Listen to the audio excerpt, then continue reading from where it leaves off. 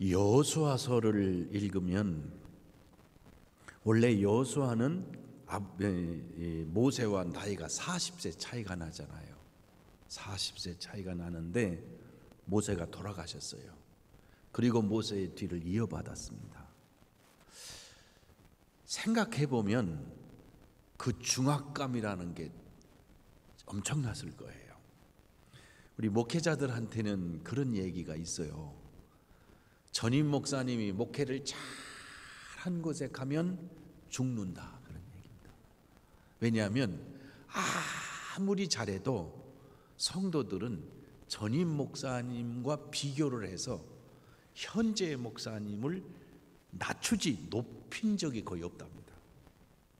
그러니까 교회를 가려거든 전임 목사님이 죽순 데 가래요.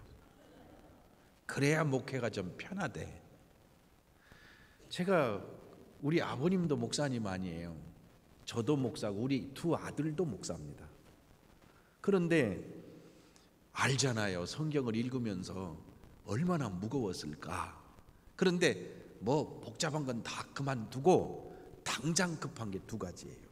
하나는 요단강을 건너는 겁니다. 두 번째는 여리고 성을 쳐서 이겨야 됩니다. 근데 두 가지가 다 어렵습니다. 요즘에 요단강을 가보신 분들은 아시죠? 성지순례 가보면 요단강이 냇갈 수준이에요.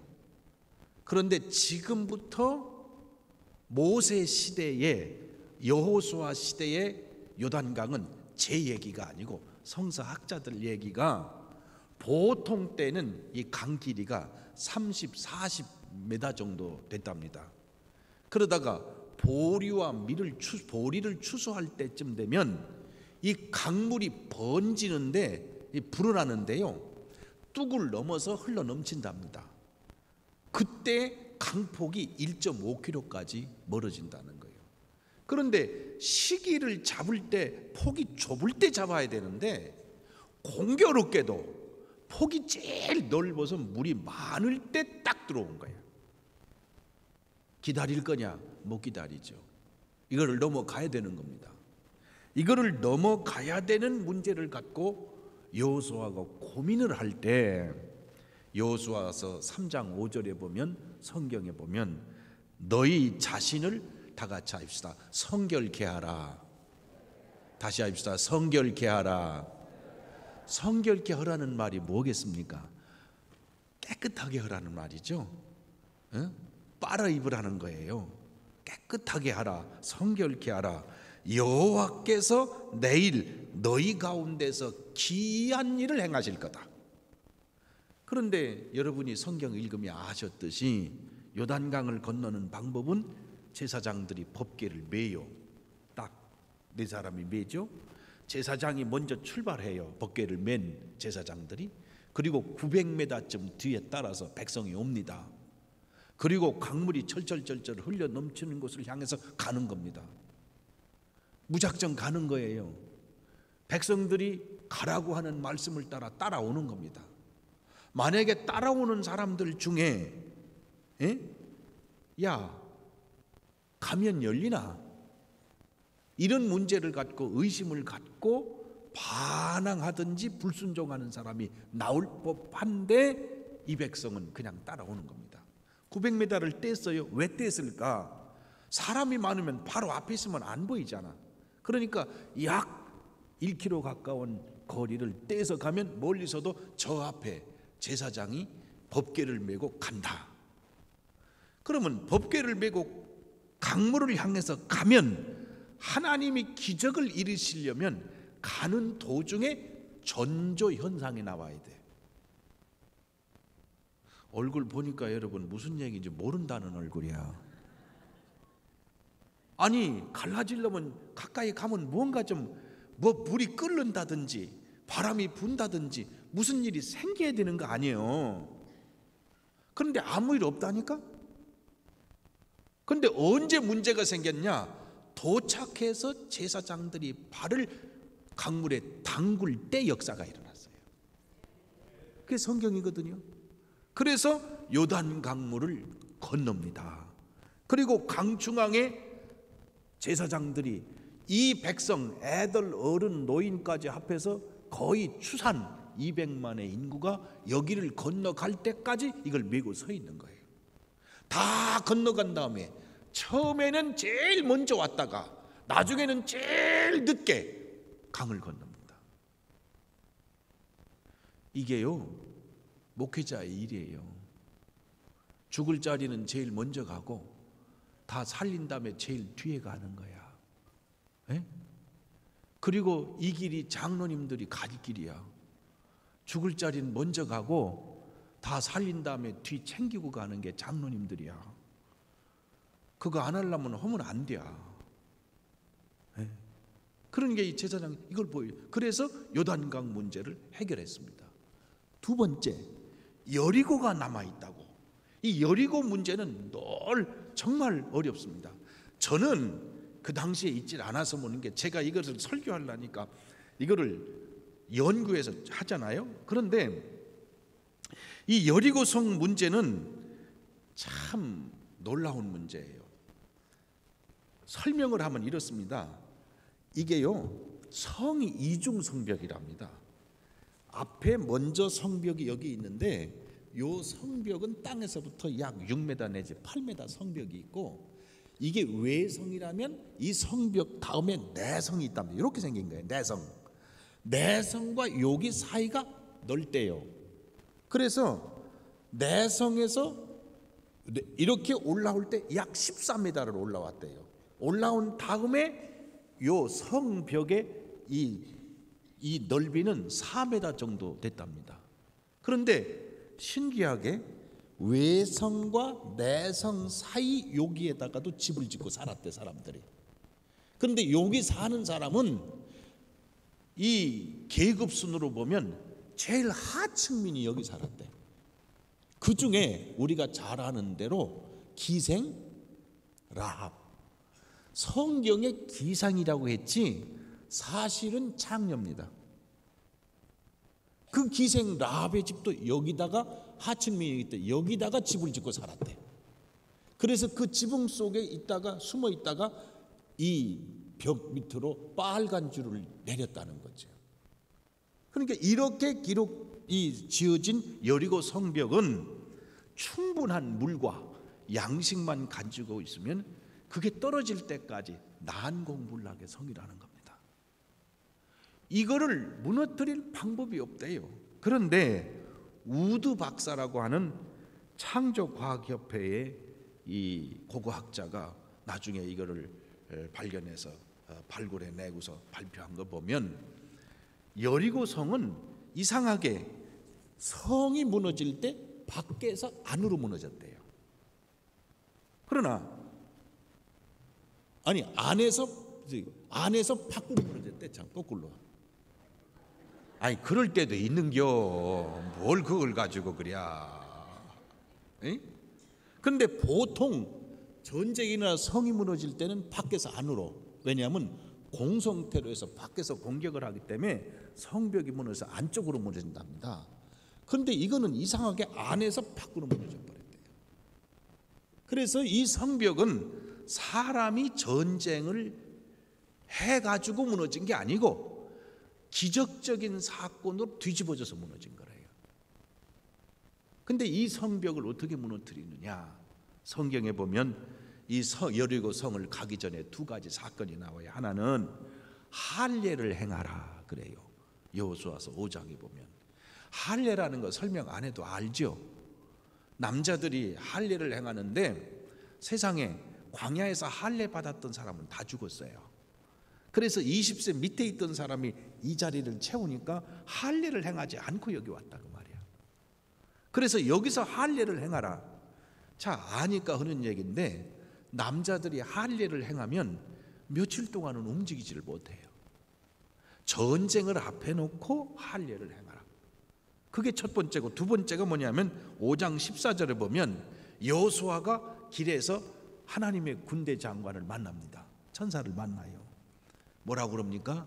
내 발에서 신을 벗어라 그래요. 신을 벗어라. 글쎄, 신을 벗고서는 전쟁을 못하지 않겠어요? 신을 신어야 전쟁을 하지. 그러나 신을 벗는다는 의미가 여러 가지 의미가 있지만은 우리 생각에는 하나님 앞에서 내 방법으로 하지 말고 하나님의 방법으로 해라, 그런 의미겠죠. 그리고 성경에 본 대로 일주일에 하루에 한 번씩 여리고성을 돌고, 여리고성을 돌 때 행군을 한 게 아니고 행진을 한 겁니다. 아무 소리 아니고 하루에 한 바퀴씩 돌았어요. 그리고 마지막 7일째는 7바퀴 돌고 쭈야 뭐 소리를 질렀단 말이야. 소리 지른다고 그 소리에 대한 파장 때문에 성벽이 무너질까요? 안 무너질까요? 아니에요.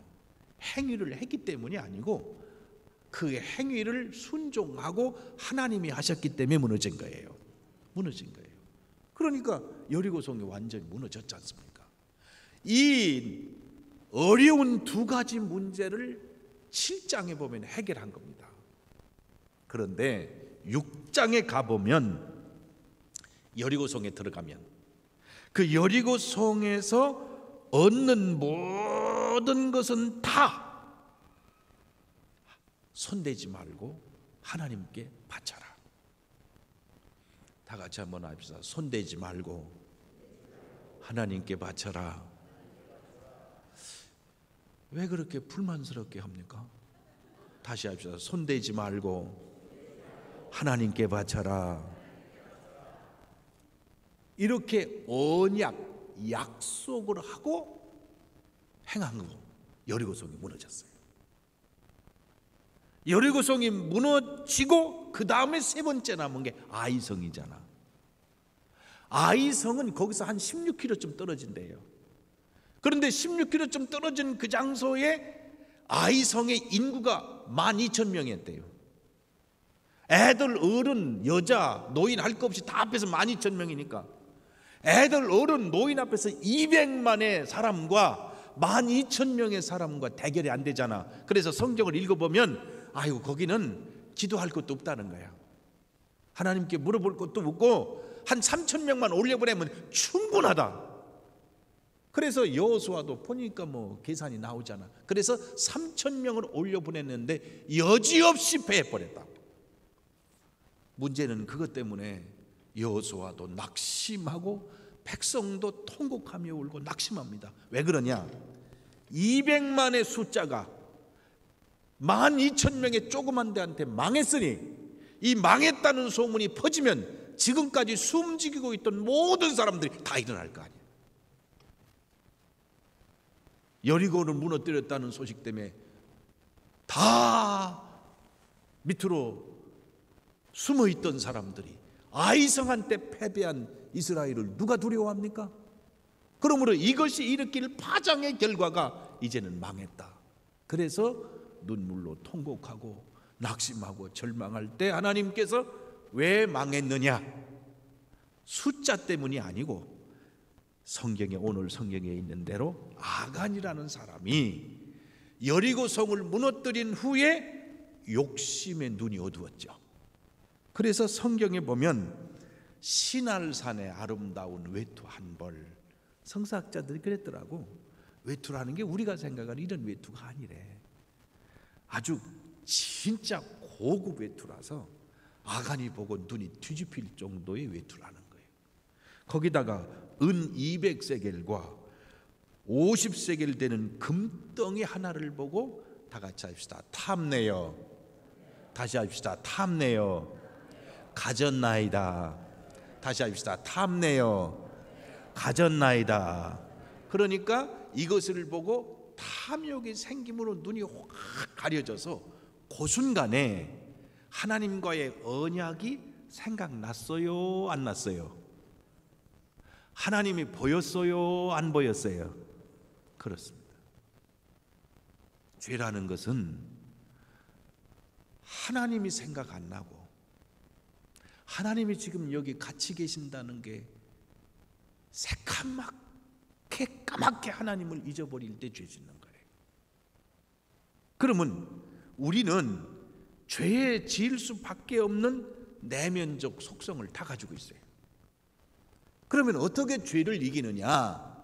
우리는 하나님을 생각하고 있어야 돼. 하나님이 눈에 안 보이고 하나님이 생각나지 않으면 우리도 여전히 죄에 빠집니다. 그걸 보고 탐욕에 빠지듯이 우리도 탐욕에 빠질 수밖에 없습니다. 자, 여러분, 하나님이 벌하신 이유는 뭡니까? 지금 이것을 눈 감고 넘어가면 이스라엘 백성이 저 가나안 땅에 들어가 사는 동안에 욕심이 날 때마다 하나님이 생각이 안 나. 까맣게 하나님을 잊어먹어. 그러면 그 백성은 죄 짓는 백성이 될 겁니다. 여러분, 기도하셔야 됩니다. 성령이 오시면 성령은 생각나게 하시고 성령은 깨닫게 하시고 성령을 받아야 돼. 성령 받아야 성령께서 때마다 순간마다 생각나게 하시고 깨닫게 하시고 자기를 통제할 수 있게 하신다고요. 성령 충만이라는 단어는 대개 여기다가 물을 부어서 넘치는 상태를 충만이라고 그래요. 그러나 성령 충만의 단어의 더 본질적인 뜻은 통치 개념입니다. 성령께서 다스리시고 통치하신다는 거예요. 그래서 성령께서 내 생각을 내 방향으로 아니고 주님이 원하시는 방향으로 통치하시고 이끄시는 게 성령 충만이야. 내 마음대로 하는 게 아니에요. 성령 받으면 기분대로 하는 게 아닙니다. 대표적인 인물이 베드로예요. 저는요, 우리 아버님을 정말 존경합니다. 우리 아버님이 올해 89세시거든요. 작년, 재작년에 우리 어머님이 돌아가셨어요. 근데 우리 어머님은요, 제가 초등학교 3학년 때, 4학년 때 저 서산 팔봉이라는 데서 우리 아버님이 목회하셨어요. 그런데 제 어머님이 만삭이 되셨을 때입니다. 만삭. 완전 내일 아이가 나올지 모레가 나올지 제 막내 동생입니다. 이 배가 나오는데 마침 그때 아버님이 어디를 가셨어요. 그런데 그 당시 우리 교회가 그냥 얼마나 뜨겁게 기도하는지 환자들이 동네에 많이 와서 기거를 하면서 교회를 나왔어요. 그 중에 한 환자를 위해서 우리 아버님이 전도사님인데 전도사님 모셔서 기도해 주십시오 그랬는데 안 계시잖아. 그래서 우리 어머니가 만삭인 채로 거길 가서 기도를 해 주시고 나오시는데 그 집이 공교롭게 집과 길에 개울이 있고 개울에다가 이렇게 다리를 놨던 집이에요. 캄캄한 금음날 그 다리 밑에 개울이 있는데 그 당시 개울의 물이 다 마르고 그 개울을 정비하려고 밑에 석축을 쫙 깔아놨었는데 캄캄한 밤에 나오시다가 헛디뎌 가지고 다리 밑으로 뚝 떨어지셨어요. 그러니까 여기가 무겁잖아요. 무거우니까 떨어질 때 어디 분도 떨어져서 앞으로 먼저 떨어졌어요. 석축이라는 게 이렇게 돼 있는데 거기 그냥 꽉 찍어서 배서부터 전면이 전부 다 만신창이 된 겁니다. 그래서 팔봉에서 택시를 막 불러가지고 태안으로 모셔가서 여자 산부인과 의사 있는 데 가서 그 아이를 꺼내는데 옛날에 아이를 꺼낼 때는 증인이 서 있어야 된대요. 그 증인으로 서 있던 어른이 누구냐면 돌아가신 윤춘병 감독입니다. 그때 그 집안 감리사님이었어요. 키 크신 어른이 서서 증인인데 그 모양 그 안에서 아이를 꺼내는 걸 보고 이 어른이 그 자리에서 기절을 했어요. 그래서 윤춘병 감독님과 저희 가정은 다릅니다. 제가 목사 안수를 받을 때 김기종 감독님이 제천 제1교에서 현직 감독님이고 윤춘병 감독이 전임 감독님이야. 옛날에는 목사 안수 받을 때 수가 많았어요. 70명, 80명 그랬어요. 자, 한수 받고 감독님한테 인사하고 여기 인사하는데 윤춘병 감독님 저를 붙잡고 깜짝 놀라시는 거예요.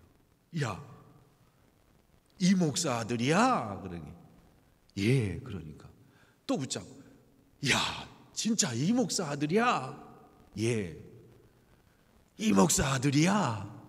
왜 그러냐면 의사가요, 우리 어머님은 사흘밖에 못 사신다고 그랬어요.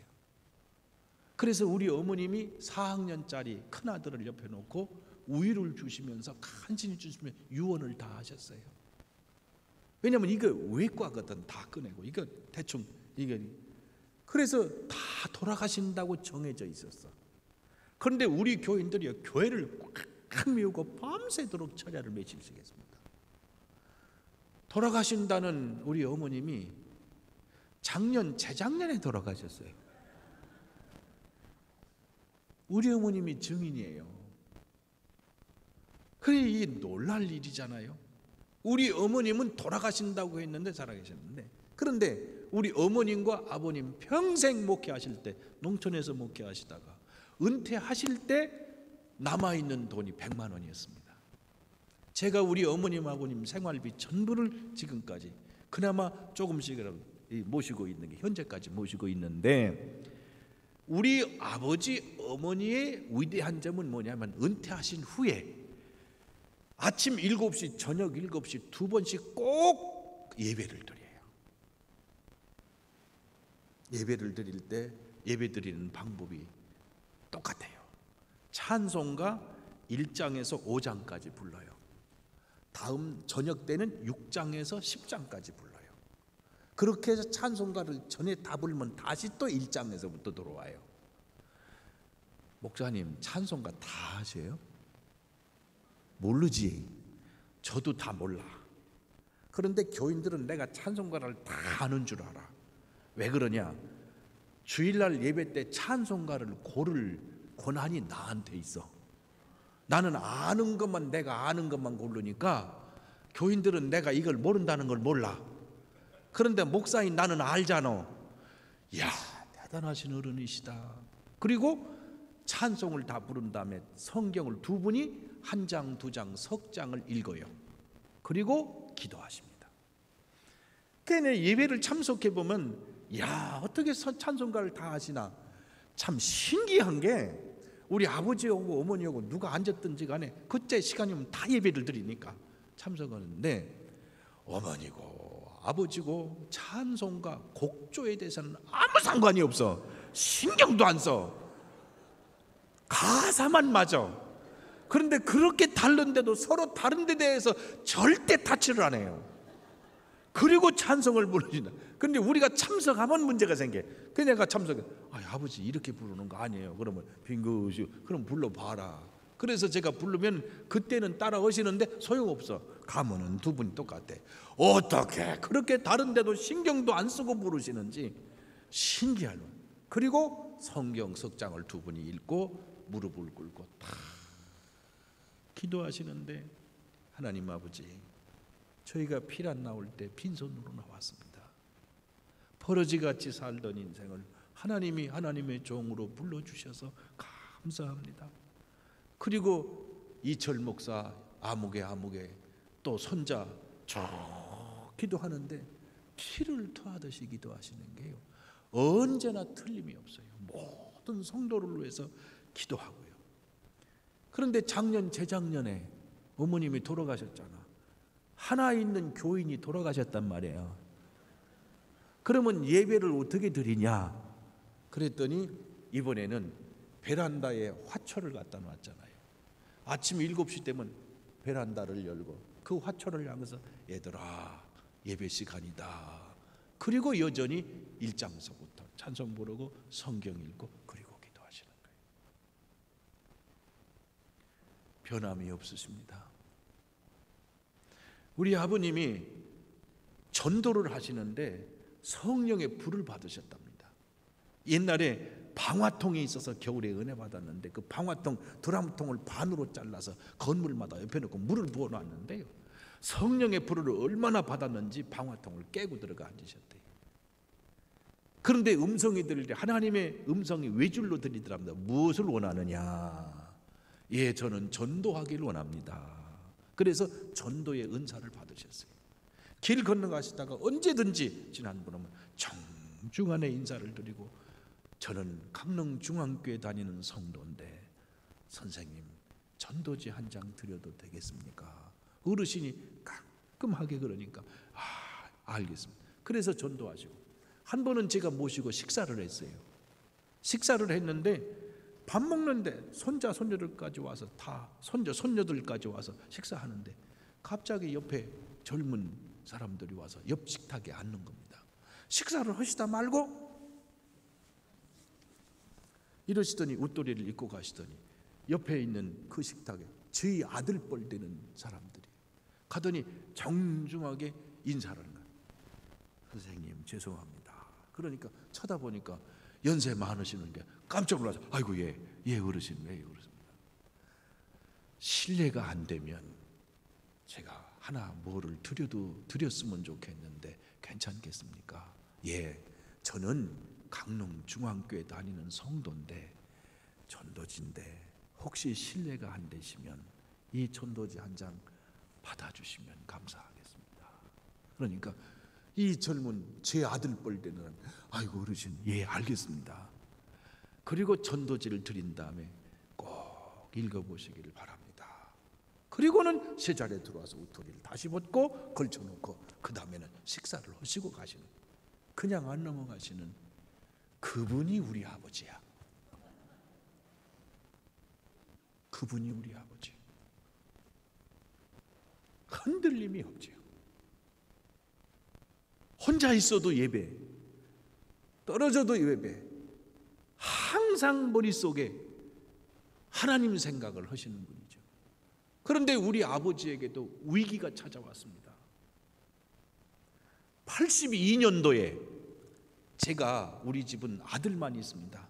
제가 철, 둘째가 정, 진입니다. 그런데 정이라고 바로 밑에 동생이 저보다 키가 이만큼이 커요. 문을 열고 나오는 문열이는 좀 부족하잖아요. 그런데 둘째로 나왔는데 이놈이 키가 이만큼 큽니다. 우리는 가난해서 저희는 초등학교 졸업하고 중학교를 못 가고 중학교 졸업하고 고등학교를 못 가고 고등학교를 졸업하고 대학을 못 갈 입장일 때 모건대학을 설립한 찰스 스톡스 박사님이 저를 부르고 제 동생을 불러서 학비, 식비를 주어서 공부를 하게 된 겁니다. 그 밑에 있는 동생이 협성신학을 2학년 때 다니다가 키가 이만큼 커요. 중학교 때부터 생활이 가정이 어려우니까 체육관에서 돕다가 킥복싱 선수로 살았어요. 주먹이 이만해요. 근데 이 아이가 가을에 82년도 가을에 집에 들어와서 엄마 친구가 결혼한대. 결혼식에 좀 갔다 와야 돼. 그러나 농촌 목회자한테 현금이 없으니까 우리 어머니는 교인들이 준 쌀, 보리쌀, 꽤, 했던 콩 땅바닥에 흐르는 것까지 다 주워서 털어가지고 조금씩 모아놓은 걸 가지고 장에 가서 팔아야 그게 현금입니다. 그러니까 어머니가 이 아이한테 보리쌀하고 모아놓은 거 쌀을 이렇게 콩 이렇게 바리바리 이렇게 해주고 가서 팔아서 친구한테 갖다 와라. 50cc 오토바이. 제가 50cc를 타도 다리 땅에 닿아요. 근데 얘는 키가 나보다 이만큼이 더 커. 그리고 50cc 오토바이를 타고 머리에 파이바를 쓰고 당진 시내에 나가서 그것을 팔아 가지고 돌아오는데 마침 고등학교 애들이 학교에서 운동회를 하는 거예요. 그러니까 운동회 마지막에 뭐예요? 마라톤 아니야. 마라톤을 뛰는 게 길바닥으로 신장로로 뛰어오니까 신장로 가땡이로 발을 질질 끌면서 이게 지나가기를 바라고 오는데 갑자기 한 녀석이 런닝 반스만 입은 녀석인데 뛰는 녀석이 확 뛰어드는 바람에 그냥 같이 넘어졌어요. 얘 넘어지고서는 얘는 미안하니까 아이고 아저씨 미안합니다. 그리고서는 얘는 그냥 뛰어가 버리는데 우리 아이는 그냥 넘어진 채로 세상을 떠났다고요.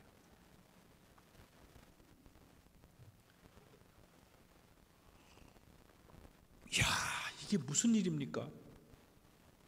그때 제가 강원도 동해시에서 첫 목회를 할 때거든요. 79년도부터 아이가 죽었다는 소식을 듣고 거기서 대관령 99기비를 넘어서 용산 와서 버스 타고 당진 내려가 당진에서 다시 버스 타고 들어가 보니 거의 하루가 가요. 내려가 보니까 세상에 그 덩치 크고 건강한 아이가 어째서 뛰어드는 아이는 툭툭 털고 미안합니다 하고 도망가는데 이게 누군지도 모르는 거야. 그래서 가만히 보니까 우리 어머니는 얼마나 옵니까? 피난민이니까 형제가 있습니까? 근데 우리 아버지는 가만히 계시는 거예요. 그래서 내가 속으로 야, 역시 목사님은 다르다. 그랬더니 가끔 화장실을 가셔. 자꾸 보니까 자주 가셔. 그래 한 번은 화장실이 교회 밖에 있으니까 따라갔더니 웬걸 교회 밖에 뒤에 소나무 숲이 쫙 있는데 화장실로 안 가지고 소나무 숲 속으로 쏙 들어가시더니 아무도 없는 데 가서 털부덕 주저앉더니 그냥 우시는 거예요.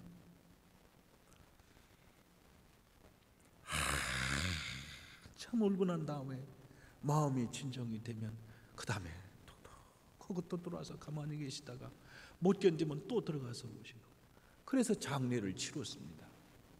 장례를 치른 다음에 그날 밤서부터 우리 아버님이 잠을 못 주무셔. 수요일 날이 왔는데 야, 나 설교 못하겠다. 네가 설교해라. 난들 설교가 나와? 그래도 어떡해. 설교도 하고 새벽 기도도 제가 해요. 그런데 아침에 일어나서 식사하시라 그러면 그렇게 우시던 우리 어머님은 그래도 갈물이라고 식사하시라고 그래도 한 숟갈 드시는 거고 나가셔서 밤늦게까지 어딜 다니시는지 안 돌아오시다 늦게 돌아오셔서 식사하셨냐고 그러면은 세상에 먹었다고 그래 놓고선 엎치락뒤락 잠을 못 주무시고 또 나가시고 하루가 다르게 바짝바짝 말라가고 눈이 새빨개지시는데요. 우리 아버님이 피부가 새카매요. 그래가지고 별명이 세수하나 마나예요. 우리 어머님은 뽀얗고 피부가 너무 좋으셔. 그래서 양쪽이 합작한 게 접니다. 바짝바짝 말라가시는데 당신 어디 그렇게 다닙니까? 아니요. 아무 소리도 않고 세상에 밥을 잡수시는지를 몰라요. 근데 나중에 들려오는 소식을 보니까 서산 검찰에 찾아가서 다시 조사해라. 억울하다. 누가 이랬냐. 경찰에 가서 억울하다. 그리고서는 마음을 못 잡고 한 달 반을 방황을 하시는 거예요. 그러다가 저는 여기서 주일 예배 마치고서 월요일 날 아침 새벽에 버스 타고 갔다가 다시 토요일 날 돌아오는 한 달 반을 했어요. 한 달 반쯤 됐는데 화요일 날 아침에 식탁이 원탁이거든요. 원탁을 놓고 그날도 아버님 식사하시라고. 근데 그날은 앉으시더니 애비야 그러길래 예 그러니까 너 다음 이번에 가서 오지 말아라. 내가 놀래가지고 왜요? 바짝 말랐죠. 왜요? 그랬더니 걱정하지 말아라. 내가 어제 밤에 정의를 만났다. 그 나는 이게 걱정이 되는 이게 무슨 일이 생겼나. 그랬더니 밥을 앞에 놓고 쭉 얘기를 하시는 거예요. 어제 밤에도 오셔서 잠을 못 자서 엎치락 뒤치락 하다가 깜빡 잠이 들었대요. 깜빡 잠이 들었는데 밖에서 아버지 소리가 들리더래요. 그래서 아버지가 소리를 들으니까 정이야. 그래서 불이 나게 마루로 뛰어나가니까 정이가 문을 열고 아버지 하고 들어오는데 옛날에 입었던 옷을 입고 환하게 웃으면서 오라고 그래. 그래서 나가면서 벌써 쟤는 죽은 아이지 그런 생각이 탁 들어서 아이가 이제 이 마루에 왔으면 토방에서 올라오라고 해야 될 텐데 올라올 소리도 못하는데 야, 너 참 잘 만났다. 그렇지 않아도 나 너 만나서 묻고 싶은 게 있었다. 걔가 예 뭔데요? 그러니까 야, 너 지금 어디 있냐? 그러니까 정이가 토방에 선 채로 아버지 천국에 있어요. 그래? 천국에서는 뭐하냐? 그러니까 천국에서 할 일이 많아요. 그래? 그러면 천국에서 무슨 말을 쓰냐? 그러면 여러분은 이해 못하는데 나는 이해를 해요. 왜 그러냐면 우리 아버님이 유복자입니다. 할아버지가 너무 일찍 돌아가셨어요. 할아버지 얼굴을 못 보셨어요. 그래서 아버지가 걸어온 길이 얼마나 험난한 길을 걸으신지 몰라요. 그 마음속에 공부를 하고 싶은데 공부를 못한 거야. 그런데 나중에 늦게 목회를 하면서 목원대학교 신학교에 입학을 했지 않습니까? 그때가 제가 중학생 때입니다.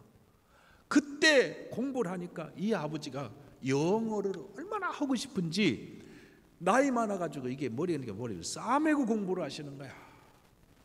그리고 금요일 날 목회하는 교회로 돌아가실 때 가끔 저도 같이 가면 대전 역전에 나오셔서, 역전에 가면 그때 미군들이 가끔 나왔어요. 그러니까 미군만 보면 들고 가던 짐을 내려놓고 쫓아가서 Hello, how are you? 이러고 말을 붙이면서 영어를 하고 싶은, 너무너무 하고 싶어하는 분이 우리 아버님이었거든. 그러니 제가 유학을 간다니까 우리 아버지는 다 제쳐놓고 해라, 무조건 죽어도 내가 뒤에서 내 최선을 다할 테니까 가라 말이야. 그러시던 아버지거든. 그런데 이 아버지 마음에 천국에서는 무슨 말을 쓰냐, 그걸 물으니까 전이가 하는 말이, 아버지, 천국에서 쓰는 말이 따로 있어요. 그래서 그 자리에서 지금은 생각이 안 난대.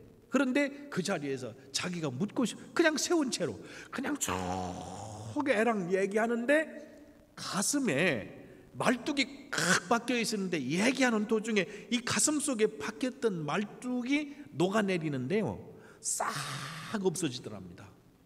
없어지면서 눈을 딱 뜨니까 한시더래요. 그런데 한시에 눈을 딱 떠서 저를 보고 그래요. 야, 세상에서는 없는 향내가 방 안에서 나더래. 그런 향내를 내가 맡아본 적이 없다.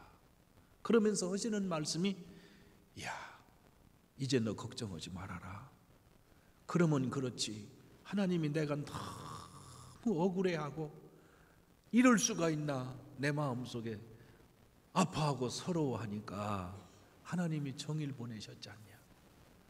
우리 엄마, 우리 아버님 얘기가, 그 당시 할머니니까 우리 엄마도 천국에 가 계시고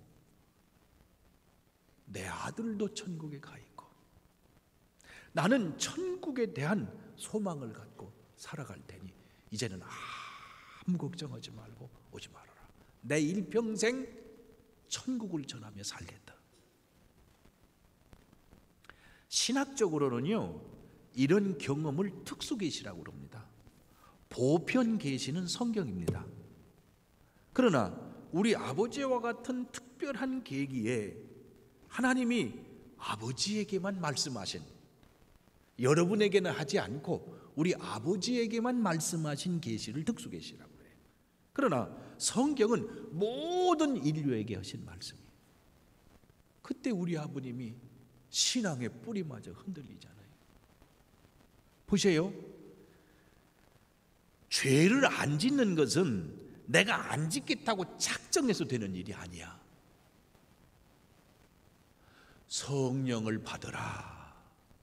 성령을 받으라. 그러니까 사명자로 부르실 때 약속하신 것을 기다리라는 거예요. 성령을 받지 않으면 거듭나는 역사가 있을 수가 없어요. 성령 받지 않으면 변할 수가 없어요. 사명자가 될 수가 없어요. 성령 받아야 됩니다. 성령 받아야 사람이 바뀌고 죄를 이길 수 있게 됩니다.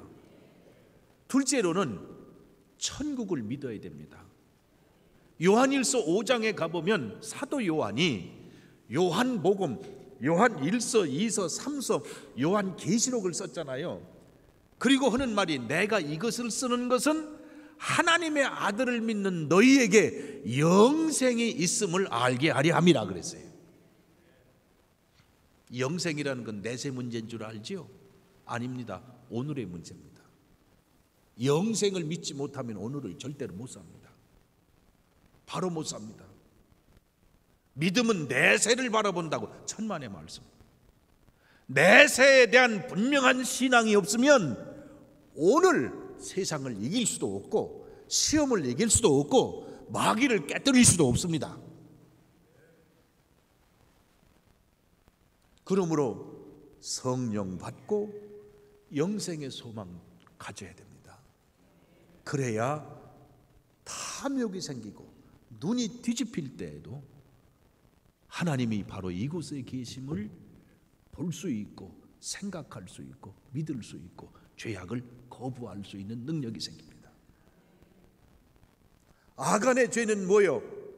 아간의 개인의 죄지만 인간 모두가 갖고 있는 공통분모예요. 눈이 뒤집혀서 그 순간에 하나님을 까맣게 잊어버린 거예요. 여러분, 우리가 사는 동안에 결정할 때 하나님 생각해야 됩니다. 판단할 때 하나님 생각해야 됩니다. 우리는 사람을 믿는 게 아니잖아요. 하나님을 바라보는 거 아닙니까? 저는 얼마나 목회자의 자녀로 가난했던지, 제가 군대 갔다 와서 78년도인가 9년도인가 결혼했잖아요. 1월 18일 날 결혼했는데, 그때 입은 그 예복을 하나 가지고 봄에도 겨울도 가을도 하나로 1년을 사는 거예요. 그동안 나가서 하루에 3끼를 먹어본 적이 없어요. 하루는 국수 한 그릇 먹고 하루 건너가고, 이게 먹는 것 자체가 해결이 안 되기 때문에 가난이라는 건 말로 할 수가 없습니다. 그 가난 때문에 우리 아버님이 목사님이라는 게요, 아기 바치더라고, 아기. 그래서 중학교 1학년 때 학교를 못 가니까 도익서 박사님이 대전으로 불러서 미션 스쿨에 넣어주었는데, 아버지가 없을 때는요, 중학교 1학년 학생이 내가 반항할 수 있는 방법은 그밖에 없어. 길바닥에 꽁초가 떨어졌잖아요. 그걸 주워가지고 털어서 신문지에 말아가지고 중학교 1학년 우리 아버지가 내가 하나 봐라. 변소에 앉아가지고 그럼 벌써 2학년 3학년 때 골초가 된 거예요. 헌금, 그 어려울 때 아버지가 헌금 주고 나면 왜 하나님 앞에 헌금 드리냐고. 이게요, 이 반항의 생각에 꽉 들어차서 아버지 없는 동안에는 기도를 왜 합니까? 밥 먹을 때 왜 기도하냐고. 하나님이 나한테 해준 게 뭐가 있는데. 이 반항을 갖고 하던 사람이, 애들이 우리 아버지가 목사님인 줄 아무도 몰라, 전도사님인 줄. 그러다가 고등학교 2학년 말기에 후반부에 우리 교회, 우리 학교가 미션 스쿨이었어요. 대성학교라고. 그런데 마침 지금은 포스계열라고 하는 오순절 계통의 교단이 이 대학교를 통해서 들어오고서 포스계열 선교사님이 학교에 들어와서 마침내 남학교, 여학교 다 모아서 집회를 하겠다는 거야. 그런데 옵션이 너무 좋은 거야. 오전 수업만 마치고 오후는 집회로 가도록 한다. 가면은 남학생도 오지만 여학교도 같이 온다. 그런데 그때 선교사님이 탐슨 선교사님이라고 아주 영국 귀족 출신입니다. 학처럼 생기신 어른이에요. 그래서 그 선교사님 거실에서, 넓은 거실에서 다 학교를 모아놓고 영어로 하시고 통역하는 집회를 하는데, 이야, 첫날부터 성령의 역사가 얼마나 놀랍게 일어나는지. 처음에는 남학생 여학생 모이니까 서로 이렇게 하더니 나중에 은혜 받고 나서 뛰기 시작하고 방언하고 은혜 받고 막 가는데, 이야, 놀라운 역사가 일어나. 그런데 월요일부터 시작해서 토요일까지 하는데, 토요일 날까지 딱 2사람만 은혜를 못 받는 거야. 그게 저하고 지금 제 친구 이기양 목사하고, 그 아버지도 전도사님이야. 우리 아버지도 전도사님이야. 그 2사람이 토요일 날 집회를 다 마친 다음에 저 대동에 살고 있는데 걸어서 내려가면서, 야, 너 어떡할 거냐? 너 어떡할래? 이게요, 아무리 못된 짓을 해도 우리 아버지가 전도사님인 거 목사님인 거 안 바뀌잖아. 그러니 어떡하느냐고. 그래서 둘이 내려가다가, 야, 오늘 우리가 좀 가서 기도해보자, 마지막으로. 왜 다른 사람은 다 은혜 받는데 우리는 너하고 나하고는 은혜를 못 받냐. 그래서 토요일 날 저녁을 먹고 둘이 와서 대동장로교에서, 그 아이는, 내 친구는 앞에서, 저는 신발장인 데서 그냥 기도했죠.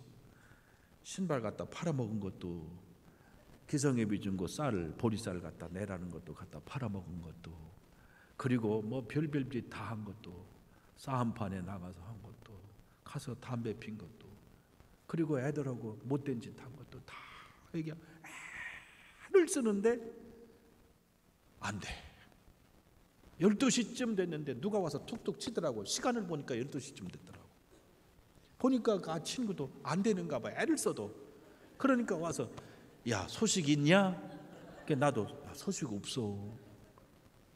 그러다가 어쩌다가 그랬는지 그 친구하고 둘이 딱 손을 잡고 둘이 주여 그러는데 성령의 불을 받았어요. 그때 받은 불은 집단적 엑스타시 현상이 아니에요. 막 방언이 터지기 시작하는데, 방언이 터지며 신기하게 통역이 같이 나오기 시작하는데, 그 순간에 어떻게 기도하는지, 얼마나 뜨거운지, 뭐 어떻게 했는지 모르겠어요. 나중에 사람이 웅성웅성 소리 들어서 절제를 하고 쳐다보니까 엉뚱한 데 가 있는데 새벽 기도하러 교인들이 오는 소리 때문에 절제를 했습니다. 그리고 그때 받은 은혜가요, 생생한데, 새벽 예배를 드리는데 눈물로 새벽 예배를 드리고 예배를 마치고 문을 딱 열고 나왔는데 그 대동천이 밑에 내려가는데 다 시궁창물이 내려갈 때 학교 갈 때마다 에이 퇴 그러고 가던 데인데 거기서 수증기가 올라오면 규키안 올라오는데 이게 춤을 추기 시작하고 가로수가 춤을 추고 저 식장산이 춤을 추는 거야. 그래서 제 인생이 바뀌었습니다. 은혜 못 받았으면 이철 목사 없습니다. 그래서 죄송해요. 목회자 자녀는 도 아니면 뭐랍니다. 하나님이 은혜를 주셨어요. 그때 우리 아버지를 쳐다볼 때 우리 아버지는 그때서야 위대한 아버지예요. 그렇게 굶는데도, 그렇게 고생하는데도, 그렇게 멸시를 당하는데도 오직 복음이에요. 84년도에 미국 가서 88년도에 제가 나왔습니다. 85년 동안에 학교, 교회 일하는데, 여러분은 나야가라 폭포가 어디 있는지 아시죠? 그랜드 캐년이 어디 있는지 아시죠? 라스베가스 다 가보셨죠? 저는 지금도 못 가봤습니다. 그냥 죽어라 하고 일하고 죽어라 하고 하고 죽기 살기로 하다가 나온 것 뿐이지 고생 아무 데도 못 가봤습니다. 딱 일주일 회의 때문에 저 필라델피아를 가는데 시카고에서 내 차를 가지고, 썩은 차를 가지고 거기까지 가는 일주일 동안에 아르바이트를 못하니까 할 수 없이 아침에 일어나면 피자 한 판을 사서 3등분을 하고 코카콜라 큰 놈 하나 사서 아침에 한쪽, 점심에 한쪽, 저녁에 한쪽, 이게 일주일 동안 먹은 전부입니다.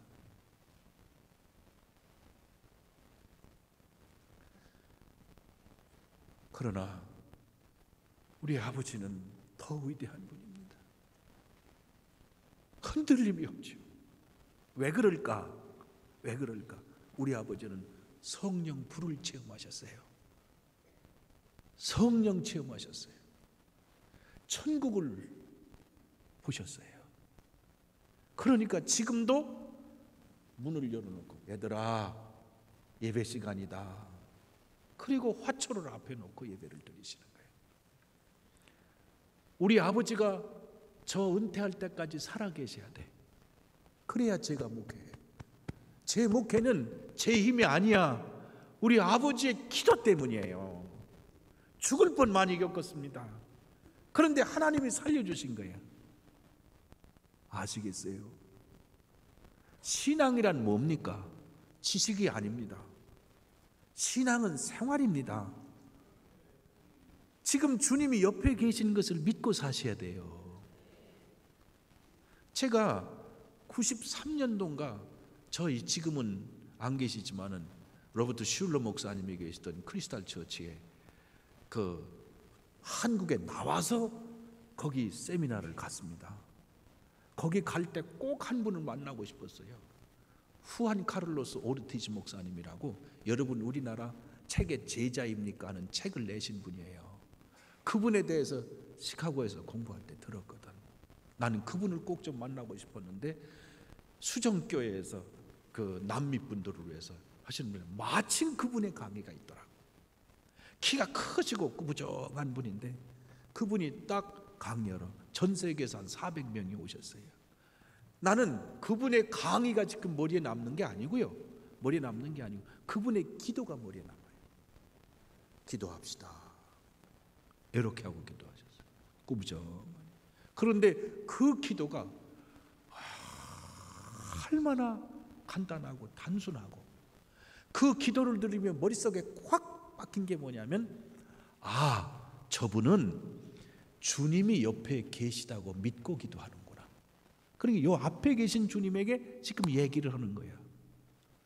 그러니까 거기에 가식이 들어갈 리가 없고 자기 자랑이 들어갈 리가 없고 교인들을 설득하려고 하질 않아. 여기 계신, 왜냐하면 기도는 주님에게 하는 거니까. 그런 그때 받은 영향이 제 마음속에 남아서 기도는 누구에게 한다? 앞에 계신 주님에게 한다.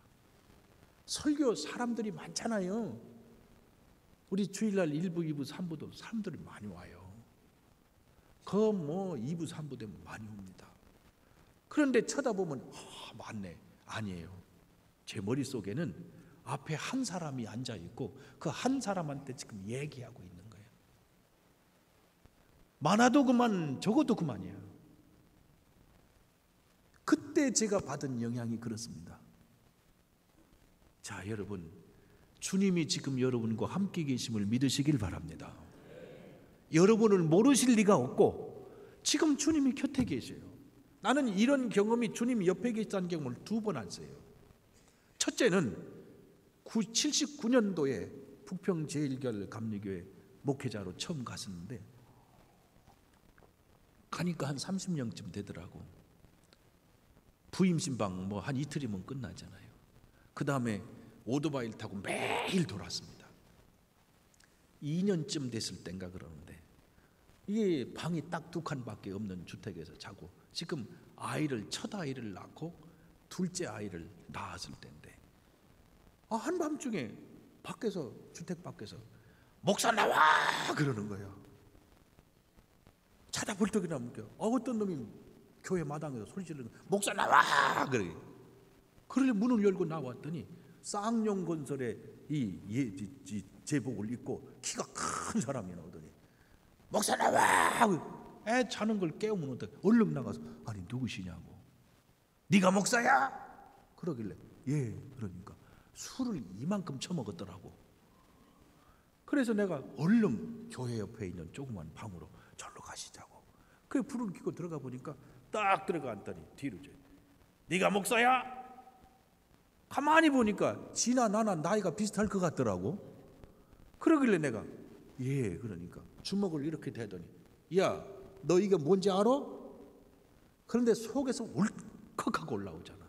26살 때 가는데 27살 그런 젊은 패기가 있는데 뭐 이따위가 다 있어 하고 잡아들어서 싸웠으면 어떻게 될 뻔했어. 그런데 너 이게 뭔지 알아? 코에다 대고서 막 때리려고 그러는데 속에서 확 올라오는 도중인데 갑자기 평안한데 누가 옆에 계셔. 그래서 손으로 이렇게 봤다니까. 안 잡혀. 그런데 분명히 계셔. 그래서 손으로 이렇게. 안 계셔. 그런데도 계셔. 또 손으로 이렇게. 야, 이게 이상해. 그래서 내가 빙긋이 웃었지. 그랬더니 웃어? 넌 막 이게 뭔지 알아? 딱 됐다가 근데 그때는 막 올라오는 게 평안해져요. 그래서 가만히 웃기만 했더니 또 벌떡 일어나더니 조심해! 그러고 나가는 거야. 별놈 다 먹었네. 근데 주일날 예배를 드리고 설교를 막 들어갔는데 누가 문을 삐끔히 열고 들어오는데 그놈 자식이 들어오잖아. 그러더니 안 떠서 설교할 때까지 있더라고. 다 듣고. 웬만하면 내가 새신자 소개하는데 괘씸한 생각이 들어서 새신자 소개를 안 했어. 그러고서 왔지. 그런데 그 다음 주에도 오더라고. 옛날에 6개월 만에 학습을 줬죠. 그것도 6개월 되면 세례를 줬잖아요.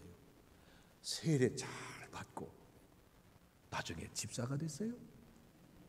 그래서 집사가 된 다음에 복수가 시작됐지. 이름이 김씨요. 김 집사님. 그래서 예, 아이고 전사님, 아직 전도사님, 아이고 전사님, 너무 열심히 하니까 전사님 이게 뭔지 알아? 아이 왜 또 그러냐고. 또 뭐라 그러면 목사 안수 받은 다음에 가끔 김 집사님, 아이고 목사님 이게 뭔지 알아? 아유 왜 그러냐고, 왜 그러냐고.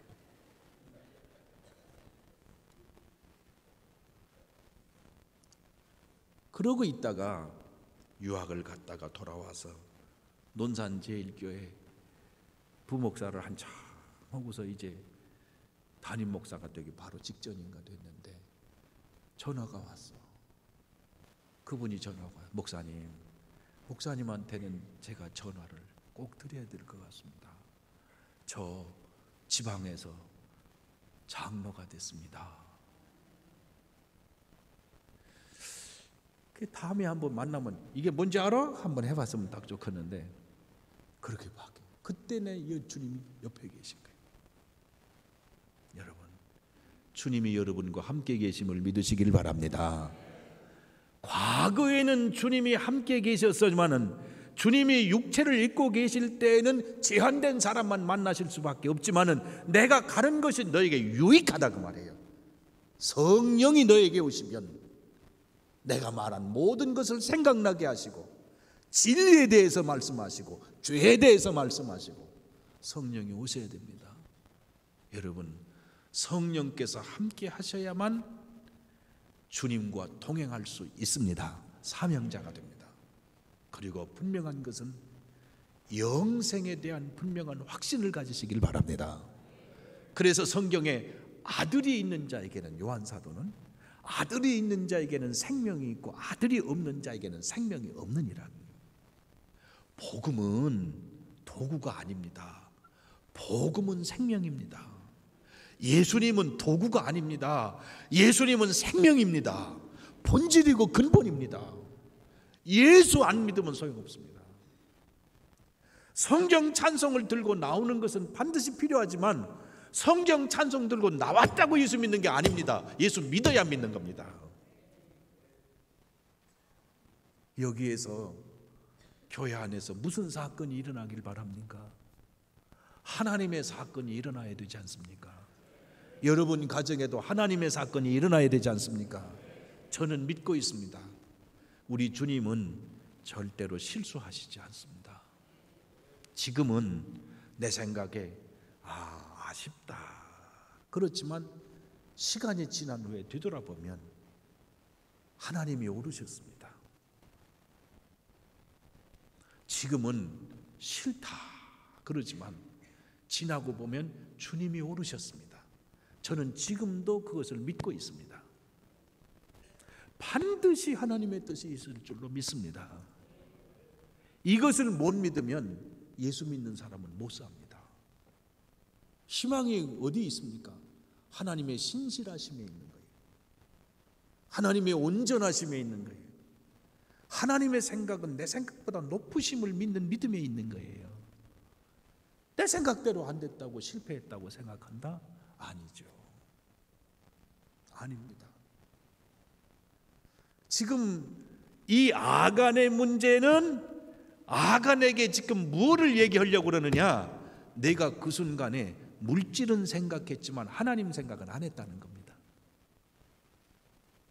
여러분, 저도 그렇고 여러분도 그렇고 살다가 물질이 눈에 보일 때도 있고 힘이 눈에 보일 때도 있고 내가 좋아하는 게 눈앞에 닥칠 때도 있고, 그러나 그것 때문에 예수 그리스도를 잊어버리면 안 됩니다. 하나님 잊어버리면 안 됩니다. 주님은 언제나 동행하십니다. 제가요, 우리 남자만, 아버지도 남자만, 우리도 남자만, 저도 아들 둘만, 그러니 우리 집안에는 여자를 볼 수가 없어. 그래서 우리 아들이 결혼했을 때 기도했습니다. 딸 좀 주시옵소서. 그랬더니 손녀딸만 둘을 주셨어요. 우리 집안에 처음입니다. 이야, 나는 손자 손녀를 아직 보지 못한 인간과는 인생을 논하지 않으려고 합니다. 그는 인생을 모릅니다.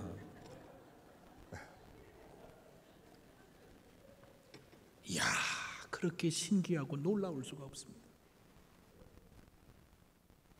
참 미안해요. 어느 날은 이 손녀딸이 똥을 싸놓고 신기하잖아. 그러니까 손가락으로 꾹 눌러보더라고.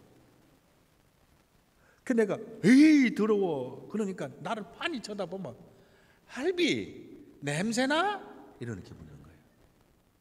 여러분, 냄새가 났겠습니까? 안 났겠습니까? 안 납니다.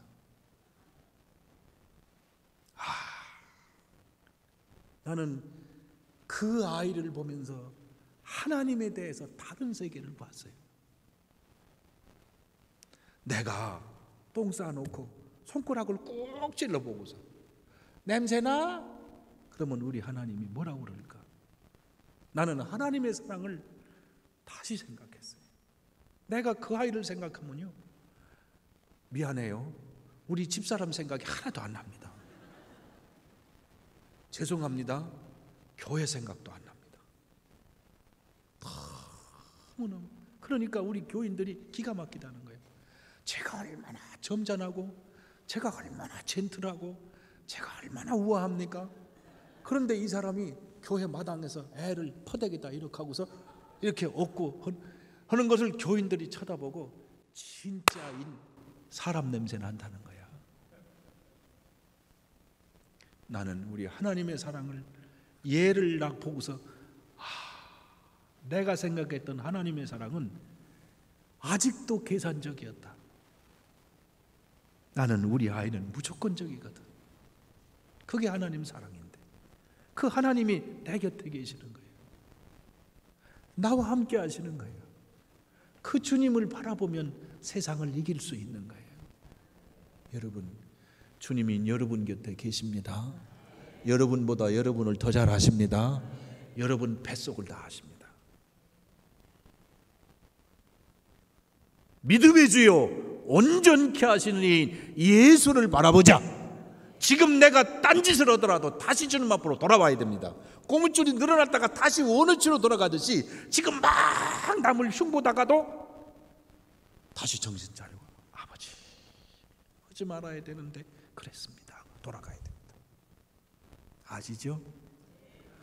그리스도 안에서 승리하시기를 주님의 이름으로 축복합니다.